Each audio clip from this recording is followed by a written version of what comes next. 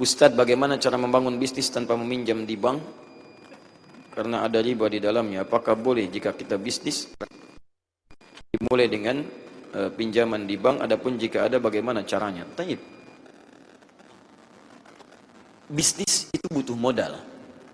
Modal itu dibagi dua. Ada modal materi, ada modal kreativitas. Allah menurunkan kepada Anda kemampuan untuk berpikir. Dan hebatnya, setiap kita sebelum terlahir, itu sudah diberikan kemampuan oleh Allah, pengetahuan untuk bisa memetakan kehidupan kita. Jadi, pintar itu anugerah, bodoh itu pilihan. Balik ke sini. Bagaimana cara menggunakan akal kita dalam teori bisnis tadi? Turun banyak ayat, silahkan Anda bisa gunakan modal. Modal ada dua. Pertama, modal materi. Kalau harta Anda cukup, Anda boleh gunakan itu. Misal saya mau bisnis, ukur bisnis apa? Apa yang mau Anda raih? Kemampuannya di mana? Turunkan dulu perangkatnya, jangan ujuk-ujuk ada anganan. Angan begini, angan begitu, tapi kemampuan tidak ada. Ukur. Bagaimana kemampuan mengerjakannya? Apa objeknya? Bagaimana pembagian waktunya? Bagaimana kapasitasnya? Turunkan apa modal yang saya miliki. Anda ingin mendapatkan misalnya objek bisnis. Nilainya 50 juta. Perangkat untuk mencapai ini lihat dulu. Bagaimana dari segi waktunya? Bagaimana dari segi tempatnya? Bagaimana dari segi perangkatnya, kebutuhannya? Siapa yang menggunakannya? Siapa kemudian yang perangkat untuk bisa mewujudkan ini? Timnya seperti apa? Biayanya bagaimana? Hasilnya 50 juta yang diraih, semua perangkat ini membutuhkan investasi misalnya 20 juta. Dapat 50 juta, keuntungan 30 juta. Modal yang dipunya berapa? Modal yang dipunya misalnya cuma 5 juta. Maka tidak cukup bisa menggunakan 20 juta ini. Kemana solusinya? Baik, Anda bisa gunakan dua cara di sini. Kalau sekiranya modal tidak cukup untuk ini, maka ada cara yang pertama, cara kreativitas. Anda bisa rangkul yang lain. Anda mau buka koperasi misalnya, nggak harus ada modal langsung, 20 juta. Saya nggak dapat, koperasi jangan dulu dibuka. Tidak, Anda kumpulkan perangkat yang lain lewat wasilah-wasilah. Anda punya apa? Saya mau bikin bisnis koperasi. Bisnisnya di sini ada makanan-makanan, masya Allah. Ayo gabung yuk. Anda bisa berikan apa? Baik, saya berikan misalnya bagian makanan A-nya. Saya sumbang mejanya, saya berikan bagian kursinya, saya pasang tendanya, terafiliasi semuanya ini bersatu menjadi satu, disebut dengan syirkah namanya, persatuan untuk mewujudkan sesuatu. Modal berapa dihitung? Dari sini sekian, dari sini sekian, dari sini sekian. Bahkan yang 5 juta tidak dipakai karena bersinergi dengan yang lainnya, terwujud koperasi itu dihitung keuntungannya, dibagikan presentasi di situ. Itu yang digunakan oleh Abdurrahman bin Auf radhiyallahu taala anhu. Beliau itu orang paling kaya, Pak, Ibu, di Mekah. Kaya luar biasa. Masuk Islam, ketika akan hijrah ke Madinah, ketahuan masuk Islam, dirampas hartanya semua oleh orang kafir. Ambil semua. Kata orang Quraisy, kalau mau hijrah, kami rampas semua. Kami tidak akan eksekusi Anda, nggak akan kami bunuh, silahkan berangkat. Tapi semua harta kami ambil, pergi berangkat dengan pakaian yang melekat di badan saja. Sengaja orang kafir tidak mengeksekusi untuk memberi pelajaran pada yang lain. Kalau Anda masuk Islam akan jadi fakir seperti ini, plus belum tentu selamat sampai ke Madinah.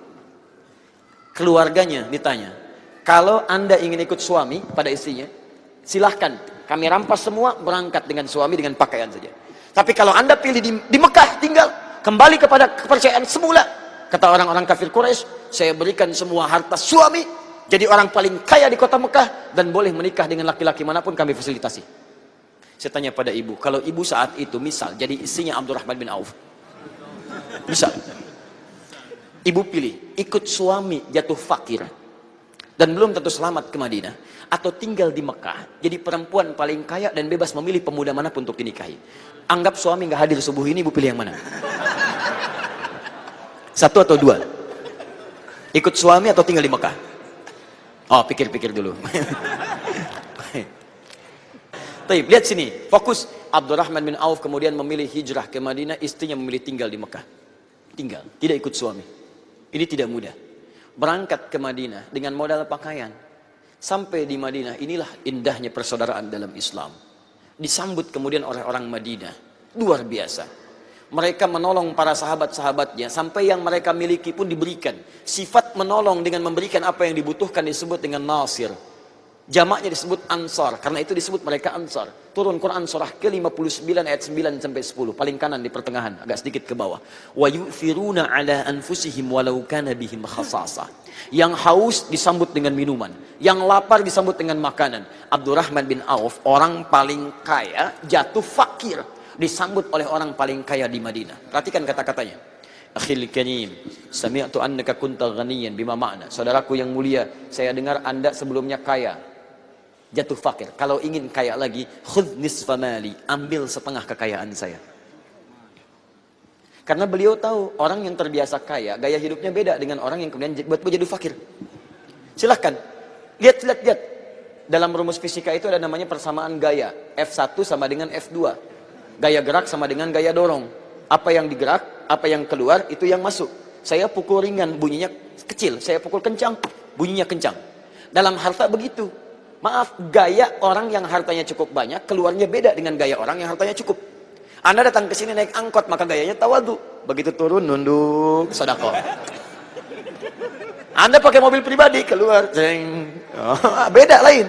Tapi masalahnya, hukum gaya, persamaan Pascal yang menyebutkan F berbanding lurus dengan P. Gaya berbanding lurus dengan tekanan. Jadi semakin banyak gaya, semakin tertekan hidupnya. Itu masalahnya. Makanya tidak sedikit orang penuh dengan gaya dalam hidup, begitu harta berkurang, gaya tidak kurang. Dan mati harta itu lebih mudah dibandingkan mati gaya. Itu yang repot, begitu gayanya tidak mati, muncul harta sudah tidak ada, gaya masih banyak. Akhirnya penuh dengan tekanan hidupnya, jadi masalah. Dikira orang ini sahabat mulia itu demikian, padahal dia sudah mendapatkan pendidikan dari Nabi. Lihat, akhil karim, saya dengar Anda tadinya kaya jatuh fakir, ambil setengah harta saya. Saya dengar Anda ditinggalkan istri dan keluarga. Kalau ingin menikah lagi, pilih perempuan paling cantik di Madinah, saya fasilitasi untuk pernikahannya. Gantian Bu ya, gantian. Kalau antum yang ikhwan, dalam situasi Abdurrahman bin Auf seperti itu, diberikan pilihan, ambil setengah harta saya. Silakan menikah dengan penduduk Madinah yang paling cantik, pilih, saya fasilitasi pernikahan itu. Saya tanya pada antum, antum terima atau tidak ditolak sama sekali? Hah? Ayo pilih. Saya sudah punya keyakinan karena sebelum saya tanya sudah bilang siap. Inilah bedanya sahabat dengan yang bukan sahabat. Sahabat Nabi ketika mendapat tawaran seperti itu, karena telah mendapat pembekalan dari Nabi, sepanjang punya kemampuan jangan gantungkan diri kita pada orang lain. Tawakkal ala Allah. Ikhtiar dulu. Kata beliau, ditanya dua, jawab dua. Jazakallah khair. Bima makna, semoga Allah berikan pahala melimpah pada Anda.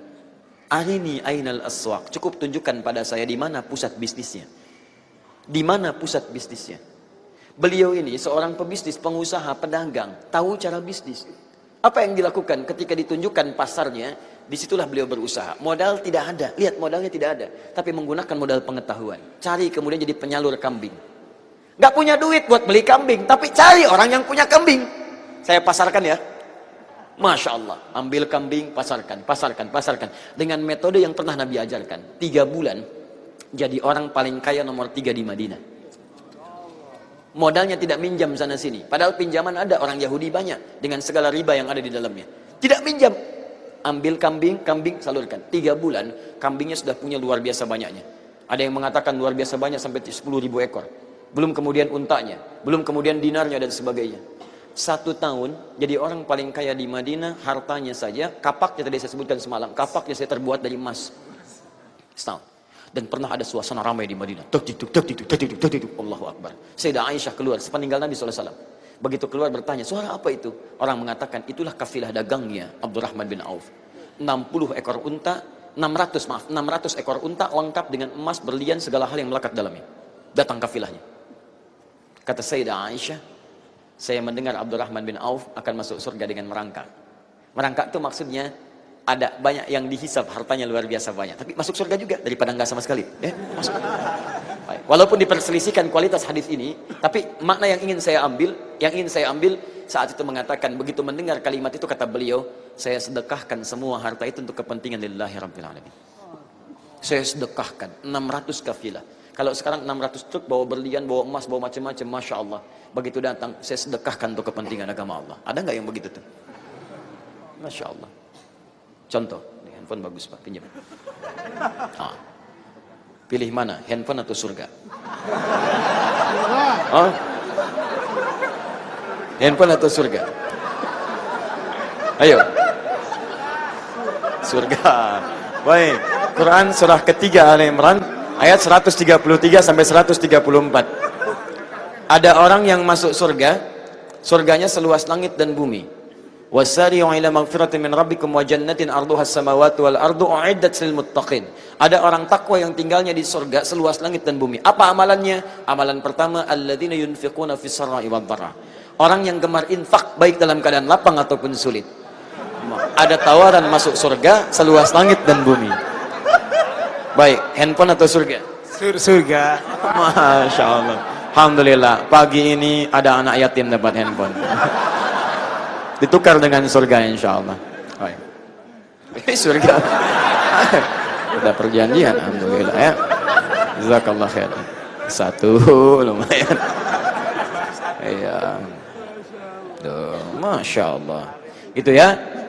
Kalau memang sama sekali tidak memungkinkan membangun relasi, makanya coba kenalan dengan yang lain. Itu jamaah itu kan bukan cuma datang. Jamaah itu dari kata al-jam'u, duduk, berkenalan satu dengan yang lainnya, saling berikan perhatian. Di masa Nabi begitu, nggak ada orang masuk masjid kecuali kenal siapa dia. Datang, ini siapa? Ini si fulan. Butuh apa? Butuh ini, butuh. Saling bantu semuanya. Ada ahlus sufah, di situ diskusi. Di spirit jamaah itu bukan cuma datang rame-rame. Kalau cuma kumpul, jangankan Anda. Tuh di lapangan bisa kumpul. Di taman bisa kumpul. Kita itu datang jamaah untuk mengenal satu dengan yang lainnya. Kumpul, datang, kenali, lihat. Situ lihat, kalau ini dipraktekkan, dahsyat itu. Ada mahasiswa datang ketemu dosen, konsultasi di situ. Ada orang sakit gak bisa ke rumah sakit, ketemu dokter, ke masjid, kasih obat, kasih resep, selesai masalah. Kalau itu kita praktekkan, kuat kemudian ikatan kita, terjalin ukhuwah Islamiyah. Itu jamaah tiap hari, setiap pekan disebut Jumat, lebih luas lagi. Ada yang dari luar kota, ada yang dari luar daerah, macam kumpul, kenalan. Makanya ketika Sulaik Al-Ghatafani dari Ghatafan datang ke masjid Nabi, begitu datang langsung duduk. Oleh Nabi ditunjuk dalam bahasa umum. Idza dakhala ahadakumul masjida fala yajlis hatta yusalli rak'atain. Kalau ada seorang masuk masjid tidak ditunjuk langsung orangnya, kalimat umum supaya tidak tersinggung orangnya. Ya, kalau ada seorang datang ke masjid ingin duduk, jangan dulu duduk sampai dia salat 2 rakaat. Nah, semua ahli Madinah tahu tentang itu.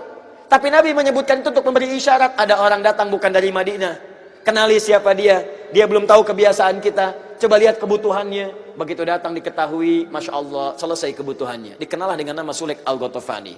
Datanglah dari situ hadis tentang sholat tahiyatul masjid. Tapi yang penting dari hadis itu bukan hanya tahiyatul masjidnya, tapi membangun hubungan persaudaraan di antara kita. Silahkan cek setiap kali datang Jumat. Ironisnya makna Jumat tidak hadir di hadapan kita, bahkan tidak kenal siapa yang duduk di samping kita. Kanan nggak kenal, kiri nggak tahu, belakang nggak tahu, yang tahu apa? Ngantuk. Ya, dengarkan khutbah, kadang tertidur, sholat 2 rakaat pulang. Itu bukan Jumat namanya. Ada esensi yang harus kita dapatkan di situ. Jelas ya? Tapi minimal dapat handphone lah untuk ahli surga.